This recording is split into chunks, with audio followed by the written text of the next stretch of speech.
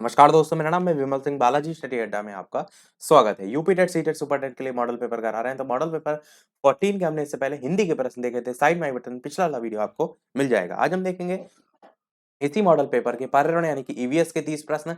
चलिए शुरू करते हैं प्रश्न नंबर 121 से। प्रश्न आपका है कि कौन सी दवा है जिसका उच्च रक्तचाप के इलाज के लिए प्रयोग जो है वो किया जाता है। राइसड्रोनेट, डायाजेपम, फॉलिक एसिड या हाइड्रालेजिन। इस तरीके से 4 नाम दे रखे हैं। आपको बताना है इनमें से कौन कौन सा सही है। ए और डी, बी और सी, ए बी सी या बी सी डी।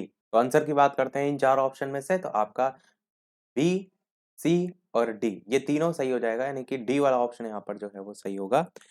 हाइड्रालेजिन जो दवा है, इसका जो यूज है वो उच्च रक्तचाप और हृदय रोग के लिए किया जाता है। और इसके अलावा डायाजेपम और फॉलिक एसिड इनका भी यूज हाई ब्लड प्रेशर के इलाज के लिए किया जाता है। डी वाला आपका ऑप्शन यहाँ पर जो है वो सही हो जाएगा। अगला देखते हैं आपका 122 प्रश्न। इनमें से कौन सा मच्छरों से होने या फैलने वाले रोगों का समुच्चय है।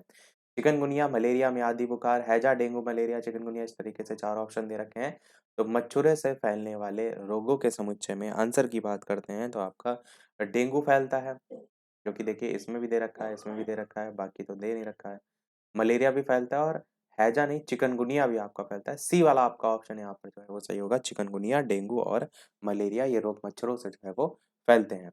यहाँ पर अगर आप ऑप्शन काटेंगे तो मियादी बुखार आपका यहाँ दोनों से जो है कट जाएगा, क्योंकि मियादी जो बुखार होता है इसको हम कहते हैं टाइफाइड, और टाइफाइड आपका मच्छरों से नहीं फैलता। टाइफाइड आपका जो दूषित भोजन है और पानी है उसके माध्यम से जो है वो फैलता है। तो आपका जब मियादी बुखार के आप ए और डी को ऑप्शन को काट देंगे तो आपका बी और सी जो है वो बचेगा। इसमें हैजा जो है आपका दूषित जल से फैलता है, इसलिए ये वाला ऑप्शन भी कट जाएगा। बचा सी वाला ऑप्शन। तो आपका चिकनगुनिया, डेंगू मलेरिया ये तीनों ही मच्छरों से फैलते हैं। अगला 123 प्रश्न कह रहा है चुकंदर जो है वो पौधे का भाग है, मुख्य जड़ है, आकस्मिक है, तने का कंद है या प्रकंद है। बताइए इनमें से कौन सा जो है वो सही होगा। तो चुकंदर पौधे का जो है वो मुख्य जड़ कहलाता है। आपका ए वाला ऑप्शन यहाँ पर जो है वो सही हो जाएगा। अगला देखते हैं बिहार राज्य के लोगों के लिए मधुमक्खी पालन शुरू करने की सबसे अच्छी अवधि जो है वो कौन सी होती है। जीटेट में क्वेश्चन पूछा जाता है। एनसीईआरटी में आपका ये चैप्टर दे रखा है। तो बताइए अप्रैल से जून, जुलाई से सितंबर, अक्टूबर से दिसंबर, जनवरी से मार्च, कौन सा इनमें से सही होगा। आंसर की बात करते हैं इन 4 ऑप्शन में से। तो मधुमक्खी पालन जो है वो बिहार के जो लोग हैं उनके लिए एक प्रमुख व्यापार है। और आप कहेंगे कि बिहार की जो भौगोलिक स्थिति है उसके अनुसार अक्टूबर से दिसंबर की जो अवधि होती है ये उपयुक्त मानी जाती है। और जैसे-जैसे टाइम आगे बढ़ता है तो फरवरी, मार्च तक फूलों की संख्या बहुत ज़्यादा हो जाती है, इसलिए मधुमक्खी की संख्या में बढ़ोतरी भी देखने को मिलती है। अगला देखते हैं 125 कि आनुवंशिकता की बुनियादी इकाई क्या है? डीएनए है, आरएनए है, क्रोमोसोम है या जीन है? बताइए इनमें से कौन-सा जो है वो सही होगा। तो ग्रेगर जॉन मेंडल का आपने नाम सुना होगा, उन्होंने आनुवंशिकता का सिद्धांत दिया था और इन्हीं को कहा जाता है, ग्रेगर जॉन मेंडल को ही कहा जाता है आनुवंशिकता का जनक। आनुवंशिकता की बुनियादी इकाई की अगर बात करें तो जीन होती हैं। जीन जो है डीएनए का वह छोटे से छोटा भाग होता है जिसमें जो भी आपकी आनुवंशिक संबंधी जानकारी है वो रहती है। तो आपका डी वाला ऑप्शन जीन्स यहाँ पर सही हो जाएगा। 126 प्रश्न है खेजड़ी वृक्ष के बारे में सही कथन को चुनिए। ये वृक्ष मुख्यतः रेगिस्तानी क्षेत्रों में पाया जाता है। ये इसे अधिक जल की आवश्यकता नहीं होती है। ये छायादार वृक्ष है और इसकी छाया में बच्चे खेलना पसंद करते हैं। ये अपने तने में जल एकत्र करता है और लोग पतले पाइप से इस जल को पीते हैं। तो दूसरा, तीसरा, चौथा सही है। पहला, तीसरा, चौथा सही है। पहला, दूसरा, चौथा सही है। पहला, दूसरा, तीसरा सही है। कौन-सा इन चारों में से आपका जो है वो सही होगा? तो खेजड़ी वृक्ष एक छायादार वृक्ष है, जिसे फलने-फूलने के लिए अधिक जल की आवश्यकता होती है। आप कहेंगे कि जल की आवश्यकता नहीं होती, ये भी सही है। आवश्यकता होती नहीं, जल की आवश्यकता नहीं होती है, ये आपका सही है। और ये जो वृक्ष होते हैं वो रेगिस्तानी क्षेत्रों में पाया जाता है, ये भी आपका सही है। छायादार होते हैं जिनमें बच्चे खेलना पसंद करते हैं, ये भी सही है, पर अपने तने में जल एकत्र करते हैं। डी वाला यहाँ पर गलत है कि ये अपने तने में जल एकत्र करता है, लोग पतले पाइप से जल पीते हैं। नहीं, पहला, दूसरा, तीसरा, डी वाला ऑप्शन यहाँ पर सही होगा। ये जो है आपका सही है। यही प्रश्न आपसे पूछा गया था, सही कथन के बारे में बताइए। अगला देखते हैं 127 प्रश्न। ईवीएस में किसी अच्छे गृह कार्य की को मुख्यतः किस पर केंद्रित होना चाहिए? विस्तारित अधिगम के लिए चुनौतियां और उत्तेजना, समय का सदुपयोग, पुनरावृत्ति और प्रबलीकरण, मास्टरी, लर्निंग, कौन सा इनमें से सही होगा? आंसर की बात करते हैं इन 4 ऑप्शन में से। तो आपका पहला ऑप्शन है यहाँ पर, यानी कि विस्तारित अधिगम के लिए चुनौतियां और उत्तेजना, ये पहला आपका ऑप्शन यहाँ पर जो है वो सही होगा। ईवीएस में कोई भी अच्छा गृह कार्य है उसको विस्तारित अधिगम के लिए चुनौतियां और उत्तेजना जो है उस पर केंद्रित होना चाहिए। ये आप कह सकते हैं। रीज़न क्या बता सकते हैं हम? रीज़न हम कह सकते हैं जिसके कारण जो भी उक्त विषय है उसके द्वारा भविष्य से उत्पन्न होने वाली चुनौतियाँ हैं, उपाय हैं, उनका पूर्वाभ्यास जो है वो पॉसिबल हो सके, संभव हो सके। अगला 128 प्रश्न है कि शालिनी ने कक्षा 4 के विद्यार्थियों को विज्ञान केंद्र दिखाने के लिए शैक्षणिक भ्रमण की योजना बनाई। नीचे दिया गया कौन-सा सामान्य निर्देश इस भ्रमण के लिए जो है वो प्रासंगिक है, ये आपको बताना है। बिना मुझे सूचित किए कहीं न जाना, अपने साथ पेन और नोटपैड जो है वो ले जाना, प्रदर्शन के समय अपनी शंकाओं के विषय में प्रश्न पूछना और अपना दिन भर का पूरा बस्ता जो है वो लेकर आना। अब पूछा क्या जा रहा है? अप्रासंगिक, यानी कि जो आपको गलत है वो चाटना है, तो आप कहेंगे मुझे ये वाला तो पहला सही है, बिना सोचे मुझे जो है वो बताए कहीं जाना नहीं है, अपने साथ पेन और नोटपैड ले जाना, यानी कि कोई चीज़ अगर इम्पोर्टेंट लगे तो नोट कर लेना और प्रदर्शन के लिए जो भी क्वेश्चन है, अपनी शंकाएँ हैं, उससे पूछ लेना, पर डी वाला आपका गलत है। तो आंसर डी वाला सही हो जाएगा कि अपना दिन भर का पूरा बस्ता लेकर जाना, ये किसी भी प्रकार से जो है औचित्य नहीं है। 129 प्रश्न है, प्राथमिक स्तर की अच्छी ईवीएस पाठ्यचर्या में होना चाहिए। बताइए, संकल्पनाओं की विस्तृत व्याख्या पर अधिक जो है वो एकाग्रता, पदों की यथार्थ परिभाषा पर अधिक बल देना, पाठ के अंत में अधिक अभ्यास प्रश्न सम्मिलित करना या अपने आसपास खोजने के अवसर प्रदान करना। पूछा क्या जा रहा है? पूछा जा रहा है होना चाहिए, यानी कि जो गलत वाले हैं वो आपको छाँटना है।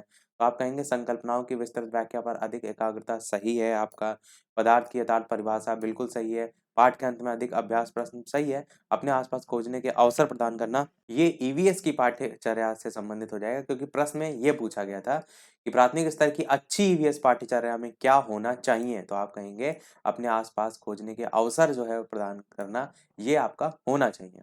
अब बाकी चीज़ें जो हैं, सही यहाँ पर मैंने इसलिए कहा क्योंकि ऑप्शन में ये सही नहीं है।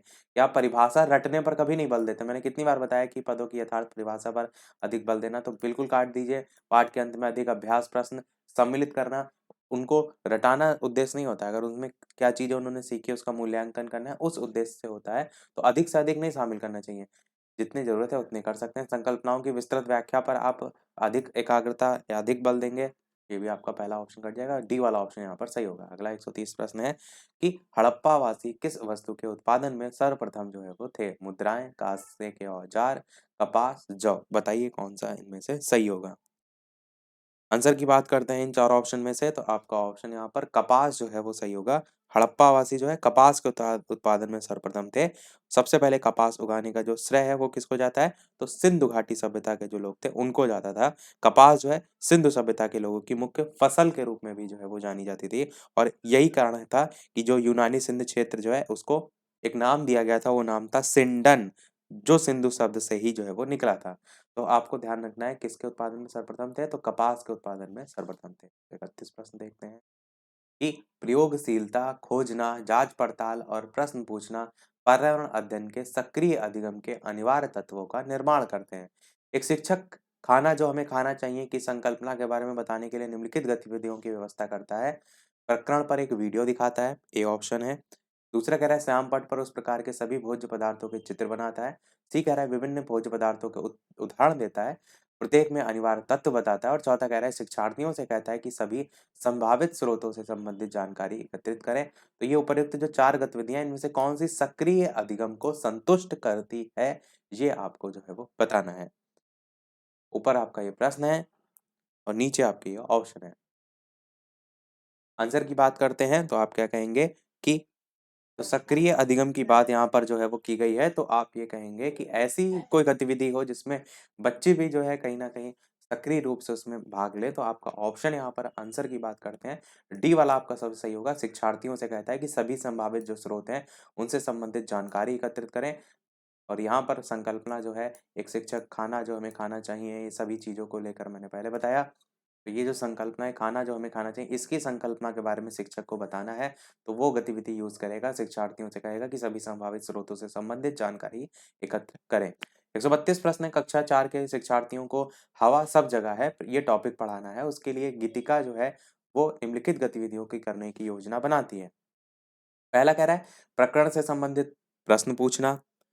दूसरा कह रहा है शिक्षार्थियों को क्षेत्र भ्रमण पर ले जाना। तीसरा कह रहा है विशिष्ट उदाहरण जो है उनसे संकल्पना की व्याख्या करना और चौथा कह रहा है संकल्पना को समझाने के लिए मल्टीमीडिया कैप्सूल का प्रयोग करना।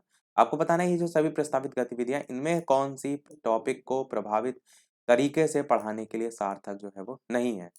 तो ये ऊपरी जो प्रस्तावित गतिविधियां दे रखी हैं इनमें कौन सा प्रकरण को प्रभावी तरीके से पढ़ाने के लिए सार्थक नहीं है। तो कौन-सा इनमें से गलत है, वो आपको बताना है। आंसर की बात करते हैं, तो आप कहेंगे कि प्रकरण से संबंधित प्रश्न पूछना, ये आपका कहीं न कहीं इससे संबंधित गतिविधि में आ सकता है।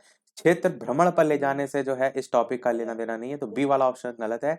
उदाहरणों से संकल्पनाओं की व्याख्या की जा सकती है, जैसे एक बैलून लेके समझाया जा सकता है, तो सी वाला भी आपका सही है। संकल्पना को समझाने के लिए मल्टीमीडिया कैप्सूल का यूज़ करेंगे, तो ये तो आपका बिल्कुल सही है। बी वाला यहाँ पर आंसर हो जाएगा, जो कि प्रश्न में ये पूछा गया था कि कौन-सा जो है वो जो गतिविधियाँ हैं कि हवा सब जगह है, ये पढ़ाने के लिए उपयुक्त नहीं है। कौन-सी प्रकरण को प्रभावी तरीके से पढ़ाने के लिए सार्थक नहीं है, तो बी वाली सार्थक नहीं है कि शिक्षार्थियों को क्षेत्र भ्रमण पर ले जाना। अगला देखते हैं 133 प्रश्न कि किसके अलावा निम्नलिखित पर्यावरण अध्ययन पढ़ाने की विधियां हैं? व्याख्यान जो है उनके द्वारा स्पष्ट करना, समस्या समाधान, सहयोगात्मक अधिगम, निर्देशित खोज। तो आपको बताना यह है कि किसको छोड़कर बाकी सभी जो है पर्यावरण अध्ययन पढ़ाने की विधियों में जो है वो आएंगी। साथ ही साथ वीडियो पसंद आए, चीजें समझ आए तो लाइक भी अवश्य करते रहिएगा। इसी प्रकार अच्छे-अच्छे प्रश्न हम प्रैक्टिस जो है वो करते रहें। आंसर की बात करते हैं तो व्याख्यान के द्वारा पढ़ाना जो है या व्याख्यान के द्वारा स्पष्ट करना जो है वो आपका नहीं आएगा। बाकी समस्या समाधान जो है उससे भी पर्यावरण अध्ययन पढ़ाने की विधियों में आप शामिल करेंगे, सहयोगात्मक अधिगम को भी और निर्देशित खोज को भी। तो ए वाला आपका जो है यहाँ पर गलत होगा। 134 प्रश्न है पर्यावरण अध्ययन के जो शिक्षक हैं उसको उनको जो है वो विशेषता जो प्रयोग हैं उन पर ध्यान देना चाहिए, या विशेषता पुस्तकों और परीक्षाओं पर ध्यान देना चाहिए, या बच्चों के दृष्टिकोण को स्वीकार करना और सम्मान देना चाहिए, या अभिभावक जो है उनके विचार को स्वीकार करना और सम्मान देना चाहिए। कौन-सा इनमें से जो है वो सही होगा? आंसर की बात करते हैं इन चारों ऑप्शन में से, तो आप कहेंगे पर्यावरण अध्ययन की जो शिक्षा है उसका मूल उद्देश्य क्या होता है? विद्यार्थियों को पर्यावरण समस्याएँ जो है उनसे संबंधित ज्ञान और मूल्यों के विकास के द्वारा भावी जीवन के लिए तैयार करना ये उद्देश्य होता है। तो आप क्या कहेंगे? अगर ऑप्शन भी आप काटेंगे तो सबसे पहले अभिभावक के विचारों को स्वीकार करने से कोई मतलब ही नहीं है, क्योंकि बच्चों के जो विचार हैं उनकी बात होती है, अभिभावक से क्या लेना-देना है। बच्चों के दृष्टिकोण को स्वीकार करना और सम्मान देना चाहिए, तो आपका ये ऑप्शन हो सकता है। पुस्तकों और परीक्षाओं पर ध्यान देना चाहिए विशेषता, तो ये आपका गलत है सीधे-सीधे। प्रयोगों पर ध्यान देना चाहिए, ये आपका बिल्कुल सही है और सी वाला भी सही है। इन दोनों में से ज़्यादा बेहतर कौन-सा होगा, ये आपको बताना है। तो इन दोनों में से ज़्यादा जो बेहतर होगा वो होगा सी वाला ऑप्शन, कि बच्चों के दृष्टिकोण को जो है वो स्वीकार करना और सम्मान देना चाहिए। ये आपका सी वाला ऑप्शन यहाँ सही हो जाएगा। बहुत सी किताबों में प्रयोगों पर ध्यान देना जो है वो दिया हुआ है, ए वाला ऑप्शन यहाँ पर गलत है।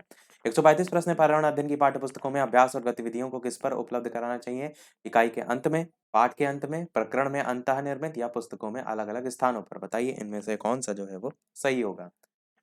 तो आंसर की बात करते हैं, पर्यावरण अध्ययन की पाठ्य पुस्तकों में अभ्यास और जो गतिविधियाँ हैं उनको प्रकरण जो टॉपिक होता है ना उसमें अंतःनिर्मित जो है आप कहेंगे उपलब्ध कराना चाहिए। सी वाला आपका ऑप्शन यहाँ पर जो है वो सही होगा। अगला प्रश्न 136 देखते हैं कि वायु प्रदूषण जो प्रकरण है वो पढ़ाने के लिए 4 अलग-अलग विज्ञान शिक्षक 4 तरह की शिक्षण पद्धतियों का प्रयोग करते हैं। निम्नलिखित में से कौन-सी पद्धति सबसे ज़्यादा उचित है? पढ़ाना क्या है? वायु प्रदूषण टॉपिक पढ़ाना है। पहला कह रहा है विद्यार्थियों से कहना कि वे दीपावली से पहले और बाद में वायु के नमूने इकट्ठा करें, उनकी गुणवत्ता का अध्ययन करते हैं और निष्कर्ष जो है उनका सारणीकरण करें। एक तो ये तरीका हो गया। दूसरा कह रहा है विद्यार्थियों को पाठ्यपुस्तक में ही प्रकरण का सस्वर पाठन करने के लिए कहना और संकल्पना शब्दावली का अर्थ स्पष्ट करना। तीसरा कह रहा है कि प्रकरण पूरा करने के बाद अभ्यास में दिखाए गए सभी प्रश्नों के उत्तर लिखवाना, तो सी तो काट दीजिए। डी कह रहा है विद्यार्थियों को वायु प्रदूषण पर वृत्त चित्र दिखाना, तो कहेंगे आप ये आपका सही हो सकता है। जो प्राथमिक स्तर है उस पर वायु प्रदूषण जो भी टॉपिक पढ़ाना है उसके लिए शिक्षक को वायु प्रदूषण के लिए जो उसके स्रोत हैं, हानिकारक प्रभाव हैं, कैसे उसका नियंत्रण किया जाए, इन सभी का जो वृत्त चित्र है वो दिखाना चाहिए। वृत्त चित्र के माध्यम से दिखाने पर विद्यार्थी वायु प्रदूषण जो टॉपिक है उसको और ज़्यादा इंटरेस्ट लेंगे, उसमें रुचिपूर्ण तरीके से ढंग से सीखेंगे। ये आपका हो सकता है। वायु प्रदूषण पर रोकथाम संबंधी जो उपाय हैं उन पर ध्यान केंद्रित वो करेंगे, तो डी वाला आपका ऑप्शन यहाँ पर जो है वो सही हो जाएगा। यहाँ पर सस्वर पठन करने की बात की गई तो प्रैक्टिकली बच्चे इसमें कुछ नहीं सीखेंगे। ए वाले ऑप्शन में देखेंगे तो वायु के नमूने इकट्ठा करना, ये सारी चीजें बात हो रही है प्राथमिक स्तर की, तो वायु के नमूने इकट्ठा कहाँ से कर लेंगे, उसकी गुणवत्ता का अध्ययन कहाँ से कर लेंगे। 137 प्रश्न है, एक शिक्षिका तनावग्रस्त बच्चे की पहचान कर सकती है और जब बच्चा निम्नलिखित व्यवहार प्रदर्शित करता है, तो बहुत बात करना, हाइपर एक्टिविटी यदि अति सक्रियता, आक्रामक व्यवहार या पढ़ाई में पूर्ण एकाग्रता, कौन सी चीज आपको देखने को मिलती है? आंसर की बात करते हैं तो जब एक शिक्षिका तनावग्रस्त बच्चे की पहचान कर सकती है, जब बच्चा निम्नलिखित व्यवहार प्रदर्शित करे, तो बच्चा जो है बहुत बात करेगा तो वो तनावग्रस्त बच्चे में थोड़ा नहीं आएगा। हाइपर एक्टिविटी, अति सक्रियता पॉजिटिव सेंस में भी होती है, पर आक्रामक व्यवहार जो है ये बच्चा अगर प्रकट कर रहा है, तो कहीं न कहीं आप कहेंगे कि जो बच्चा है उसको पहचाना जा सकता है, तनावग्रस्त बच्चे की पहचान की जा सकती है शिक्षिका के द्वारा। अति सक्रियता बच्चा का जो सृजनशील होता है ना, जो क्रिएटिविटी बेस्ड होता है, उसको दर्शाता है। सृजनशील होने की ओर संकेत करता है आपका हाइपर एक्टिविटी। और पढ़ाई में जो पूर्ण एकाग्रता है, ये किसको दर्शाता है? बच्चे का प्रतिभाशाली होना दर्शाता है। तो सी वाला यहाँ पर सही होगा। 138 प्रश्न है, हड़प्पा सभ्यता जो है उसकी खोज किस वर्ष जो है वो की गई थी? 1935, 1942, 900 1901 या 1921? कौन सा सही होगा? 1921 ये लिखा हुआ है। आंसर की बात करते हैं तो डी वाला ही आपका 1921 ईस्वी सही होगा। हड़प्पा सभ्यता की खोज की गई थी किसके द्वारा? तो दया राय बहादुर, पूरा नाम इनका राय बहादुर दयाराम साहनी। जब डायरेक्ट आप दयाराम साहनी ध्यान रखिए, सबसे अच्छा तरीका ये है।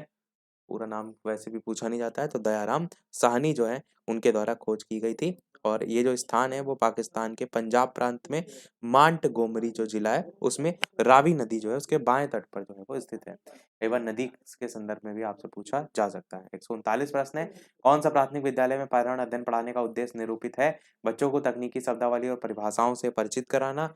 आप कहेंगे नहीं, पर्यावरण अध्ययन से संबंधित तकनीकी जो शब्द हैं उनका आकलन करना, अपने ज्ञान का विस्तार करने के लिए बच्चों को सूचना देना कि उन्हें कौन सी पुस्तकें पढ़नी चाहिए, गलत है। विद्यालय में बच्चों के अनुभवों को बाहरी दुनिया से जोड़ना, तो बी वाला ऑप्शन इसके सामने कुछ नहीं है, डी वाला ही आपका आंसर यहाँ पर जो है वो सही हो जाएगा। 140 प्रश्न, एक विद्यालय ने राजस्थान के लिए कक्षा 5 के बच्चों के शैक्षिक भ्रमण की योजना बनाई। भ्रमण के दौरान बच्चों से आपकी क्या अपेक्षाएं रहेंगी? उन्हें आनंद उठाना चाहिए, या आप कहेंगे उन्हें आनंद उठाने के लिए नहीं लाएंगे, शैक्षिक भ्रमण की बात की गई तो बच्चे कुछ ना कुछ सीखें। उन्हें ध्यान से अवलोकन करना चाहिए, टिप्पणियां दर्ज करनी चाहिए और बाकी बच्चों तथा शिक्षकों के साथ अपने अवलोकन को बांटना चाहिए।